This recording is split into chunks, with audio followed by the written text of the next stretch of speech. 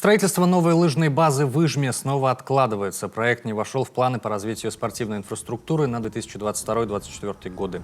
По задумке объект площадью 450 квадратных метров должен был включать в себя тренажерный зал, лыжехранилище, раздевалки, тренерскую, медицинские, административные кабинеты, а также сушилку, санузлы и душевые.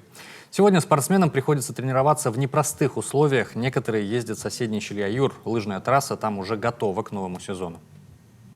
Тренажерный зал, к сожалению, он у нас маленький, но как-то выкручиваемся, пытаемся. К сожалению, нет у нас спортивного зала своего. Арендуем у школы. Школа идет нам навстречу и разрешает нам заходить. Но, конечно же, было бы удобно, если бы у нас был свой спортивный зал. Также есть комната подготовки лыж, комната хранения лыж, что тоже немаловажно. Хотелось бы, чтобы ходило детей еще больше. Мы всегда рады, когда ходят много детей. Ижемский район можно по праву считать настоящей кузницей лыжных кадров республики. Именно здесь когда-то начинали свой чемпионский путь такие известные спортсмены, как Раиса Сметанина и Василий Рочев.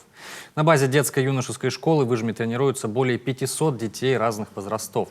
Сейчас юные спортсмены активно готовятся к новому лыжному сезону. Районные соревнования пройдут в начале декабря. Лучшие поедут представлять Ижму на республиканском уровне.